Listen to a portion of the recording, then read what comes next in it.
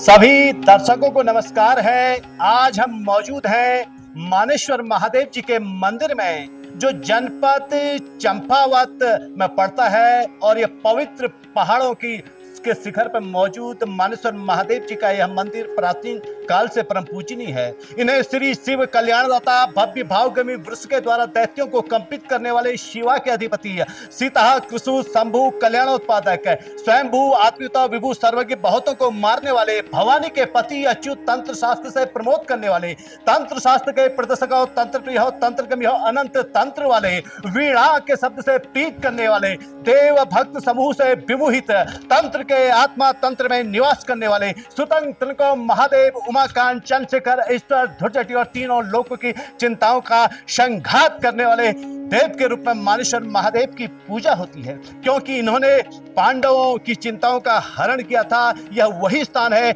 जहां पर पांडवों ने अपने पिता पांडु का श्राद्ध किया था। ऐसा वर्णन भी कहीं न कहीं तंत्र कथाओं में आता है और इसका विशाल वर्णन स्कंद पुराण के मानस खंड में आता है, जिसका विवरण मंदिर के इस प्रांगण में आप देख सकते हैं कि व्यास जी के पूछने पर ऋषियों ने व्यास जी से क्या पूछा और व्यास जी ने ऋषियों से क्या कहा, यह सब इस यहाँ आप देख सकते हैं। ऋषियों ने ऋषियों के प्रश्न का व्यास जी ने उत्तर देते हुए कहा है, मुनिवरों, कूर्मांचल के मध्य में विद्याधनों से सेवित मानेश्वर नामक पर्वत है, जहां पर हम मौजूद हैं। उसके शिखर पर मानेश्वर महादेव जी विराजमान है, जिनके आप दर्शन कर रहे हैं। वे भोग प्रद एवं मोक्षदायक हैं। वही भक्तों को शिवलोक का मार्ग बताते हैं, अर्थात यह भगवान शिव परम कल्याण के देवता हैं। उन्हें भगवान शंकर की भी ब्रह्मा ने मन में सृष्टि की थी। इस बात को जानकर देवों, गंधर्वों आदि ने इनका अर्चन किया है।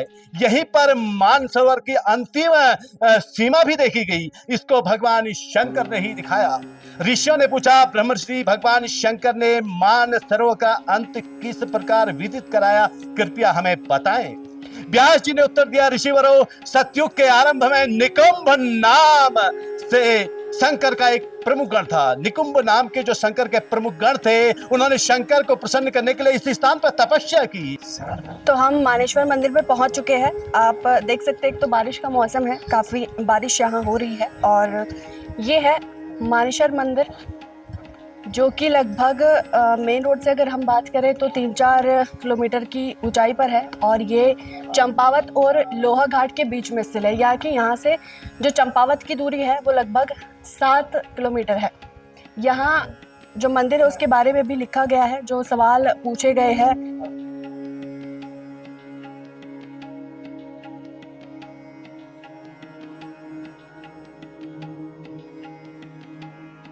अगर हम मंदिर की बात करें तो यहाँ आप घंटियाँ देख सकते हैं। घंटियों को प्रमाण माना जाता है कि जो भी लोग यहाँ अपनी मनोकामनाओं को लेकर आते हैं, उनकी जब मनोकामना पूर्ण हो जाती है तो वो यहाँ घंटी बांध के जाते हैं। तो यहाँ पे आप घंटी भी देख सकते हैं।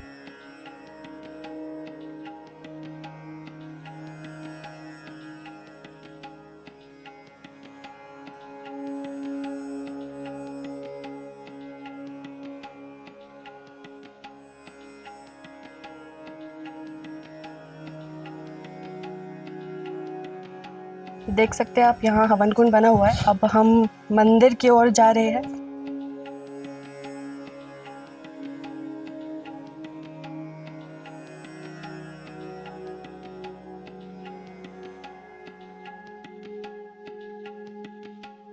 ये आप मंदिर के दर्शन यहाँ से कर सकते हैं। ये मंदिर है।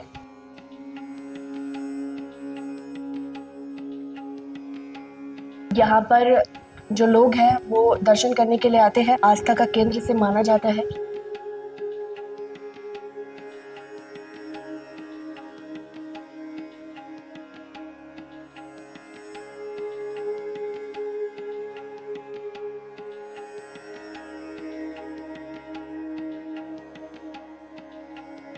अब यहाँ और भी आपको यहाँ नंदी जी जो महाराज है वो दिखाई देंगे, उनकी जो मूर्ति है वो बनी हुई है।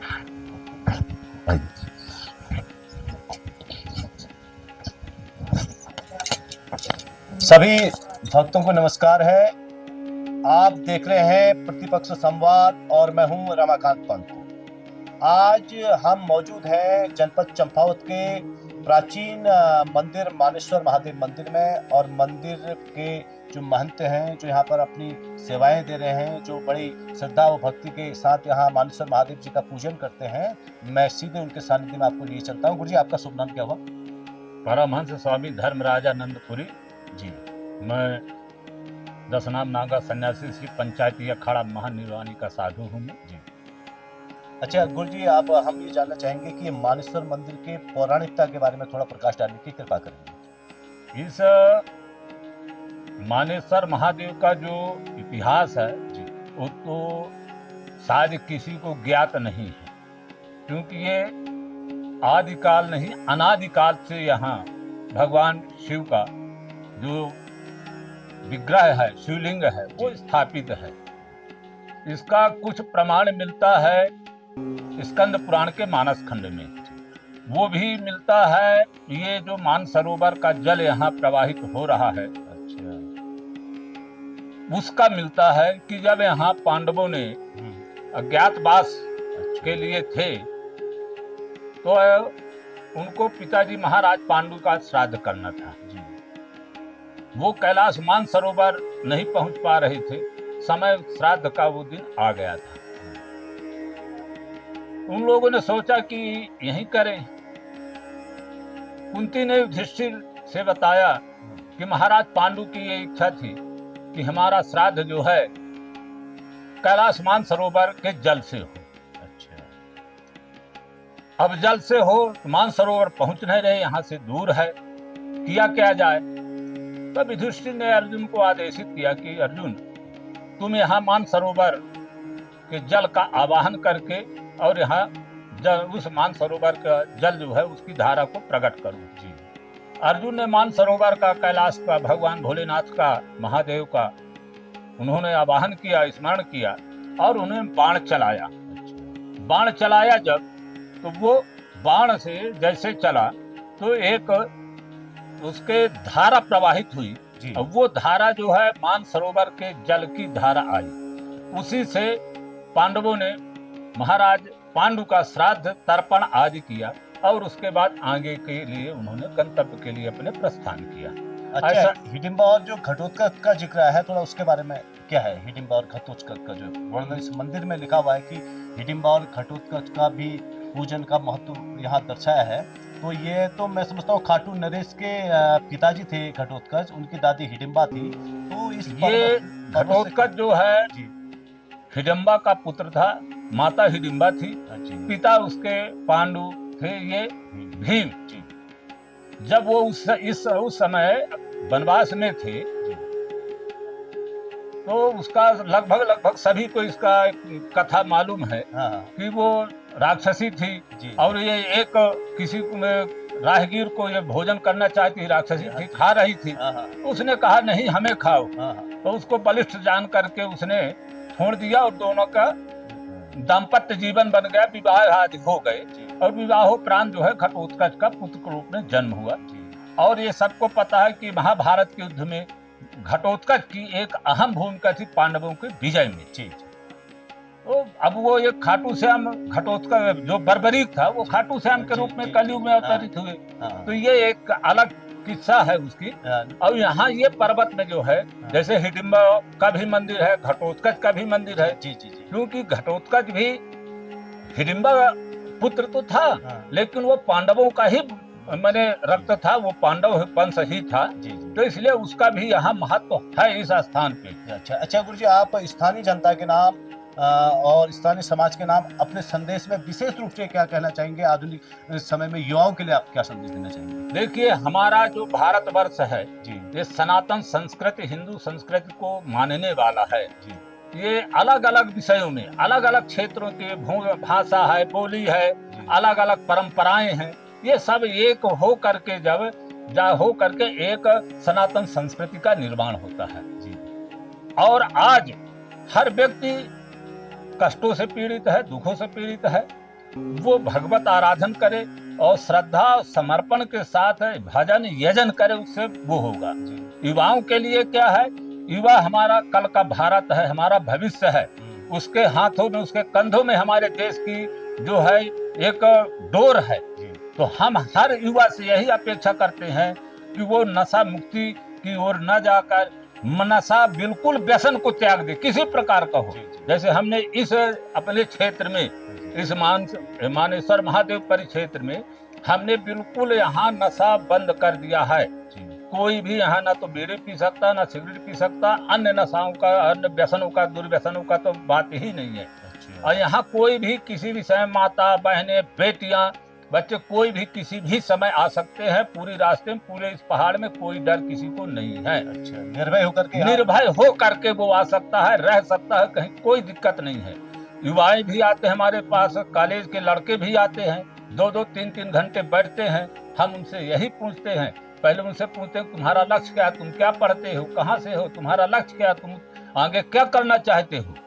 अब वो जब बताते हैं तो फिर वो सोचते भी हैं कि बाबा हो करके और ऐसी बातें करता है, हर विषय का ज्ञान है। तो हम उनको यही कहते हैं, बेटा अगर तुमको आगे बढ़ना है, तुम इस देश के कर्णधार हो, हर व्यसन से तुम दूर रहे। बहुत सुंदर संदेश गुरु जी आपने दिया कि नशा मानव जीवन के लिए अभिशाप है, युवाओं के लिए अभिशाप है। और बहुत सुंदर अनुभव आपने हमारे साथ साझा किए। प्रतिपक्ष संवाद के लिए मानसरोवर कूर्म पर्वत से मैं रमाकांत पंत। गुरुजी, मैं ये पूछना चाहूंगी, जैसे कि आज की अगर युवा पीढ़ी की बात करें, मतलब ये है कि ध्यान लगाने की कोशिश करो, लेकिन एक होता है ना कि थोड़े टाइम बाद वो ध्यान थोड़ा भटक जाए, या फिर दोबारा से कोशिश करें, फिर भटक जाए। तो ऐसा क्या है कि हम अपना ध्यान, मतलब अगर लगे तो फिर वो लगा ही रहे, बीच में उसका कुछ ये ना हो कि इधर उधर ना भटके। युवाओं को इसके बारे में कोई, देखिए है क्या, मनुष्य का जो जीवन है, इस शरीर की 10 इंद्रियां, इसमें 2 मुख्य हैं, बुद्धि और मन। बुद्धि के अधीन मन है तब तो सही है, और मन के अधीन बुद्धि हो गई तब तो वही है कि रथी के हाथ में घोड़े की लगाम होनी चाहिए, लेकिन घोड़ा मतवाला है, उसके जो रथ घोड़े में बैठा हुआ सवार है उसके हाथ में लगाम नहीं है, और लगाम ढीली हुई कि घोड़ा फटक गया। उसी तरह की बुद्धि के द्वारा, बुद्धि रथी है इसकी, मन लगाम है इन 10 इंद्रियों की, उसके ऊपर लगाम कसी रहनी चाहिए कि तू भटकेगा नहीं। मन का काम है भटकना। हम यहाँ बैठे हैं, लगाम है तो वो लगाम कैसे लगा? वही मैं वहीं आ रहा हूँ। उसके लिए हम यहाँ बैठे हैं, मन हमारा बम्बई में चला गया, मुंबई चला गया, चेन्नई चला गया, दिल्ली आ गया, चला गया और विदेश चला गया। मन का काम है, मन को हमें पकड़ना है। मन को पकड़ने का काम क्या है? हमारा ध्यान। हम 10 मिनट ध्यान में बैठे, 10 मिनट में अगर हमारा 30 सेकंड भी अगर ध्यान लग गया, परमात्मा से तार के तार अगर जुड़ गए, एक दिन में नहीं होता ये लगभग ये चलता रहे, रूटीन वर्क में निरंतरता बनी रहे। जब निरंतरता बनी रहेगी तो धीरे धीरे क्रमशः ये होगा। अब वो 30 सेकंड जो हमारे हैं, वो 30 सेकंड हमारे अहम है, जो भगवान से, परमात्मा से तार में तार जुड़ जाते हैं। अब ध्यान करने की अनेकों विधाएं हैं। ध्यान के बाद समाधि आती है। ध्यान का हम अष्टांग योग के 7वें भाव में चल रहे हैं, ध्यान। और ध्यान के बाद समाधि आती है। तो समाधि सबके बस की बात, साधारण मनुष्य के बस की बात नहीं है। ये तो बड़े बड़े योगियों को भी दुर्लभ है समाधि होना। इसके लिए निरंतरता बनी रहती है और गुरु कृपा प्रमुख होती है इसमें। मतलब बार बार मन को खींचना है। हाँ, मन, हम बैठे हैं, मन जाता रहे जहां जाए, हम अपने आसन में बैठे रहे, मन चला जा, पर हम बैठे हैं, जा रहा फिर आएगा, जाएगा फिर आएगा। वही जैसे बरसात में विद्युत प्रवाह होता है, जिसको आज का समाज लाइट कहता है, बिजली कहता है, कि वो आती है जाती है, ट्रिप करती है। लेकिन ट्रिप करते करते वो एक समय ऐसा आता है कि पूरी बिजली आ जाती, जैसे अभी जल रही है। तो आएगा जाएगा मन, लेकिन एक निरंतरता जब हमारी बनी रहेगी वो आ जाएगा। अब एक बात, दूसरी बात कह रहा हूं, इसके लिए समय निश्चित होना चाहिए, हम किस समय बैठे, इसका कोई समय होना चाहिए। हमारा तरीका है, जो हमारा समाज को संदेश जो हम देते हैं, वो तो हम ये कहते हैं तुम एनी टाइम करो, किसी भी समय करो। सोने के पहले 10 मिनट तुम बैठ जाओ, उठने के बाद तुम 10 मिनट बैठ जाओ, और 10 मिनट बैठ के उसे बिस्तर में करो तुम ध्यान। चाहे पद्मासन में बैठो, चाहे सुखासन में बैठो, किसी भी तरह से बैठो, लेकिन बैठो 10 मिनट। 10 मिनट में हमारा 15 से 20 सेकंड 30 सेकंड जो भी परमात्मा से तार जुड़ेगा, वो एक धीरे धीरे जुड़ते जुड़ते हमारा एक रूटीन में तो आई जाएगा, निरंतरता में हमारा परमात्मा से तार का तार जुड़ जाएगा। और जब तार जुड़ जाएगा तो हमें लाइव टेलीकास्ट, जैसे आप लोग टेलीविजन में दूरदर्शन में दिखाते हैं, वही आने लगेगा, हमें अनुभव आने लगेंगे, हमें अनुभव आने लगेंगे, क्योंकि मन जब हमारा कंट्रोल में हो जाएगा तो हमारी सभी इंद्रियां कंट्रोल में हो जाएंगे। अभी हम बाह्य चक्षु से देख रहे हैं, फिर हम अंतर चक्षु से देखेंगे, और जब अंतर चक्षु से देखेंगे तो हमें पूरा सृष्टि एक जैसे दिखेगा, जो हमारा धर्मशास्त्र का मूल मंत्र है, वसुधैव कुटुंबकम, वो भावना ये है। और मैं सभी के लिए शुभकामनाएं देता हूं। ये श्रावण मास चल रहा है, भगवान भोलेनाथ का पुनीत महीना चल रहा है, सभी सुखी रहें, सभी स्वस्थ रहें, सभी निरोग रहें, सभी के भविष्य में जीवन में उत्तरोत्तर वृद्धि हो, श्री और संतति की वृद्धि हो। सर्वे भवन्तु सुखिनः, सर्वे सन्तु निरामयाः, सर्वे भद्राणि पश्यन्तु, मां कश्चित् दुःख भाग् भवेत्। बोलिए मानेश्वर महादेव की जय।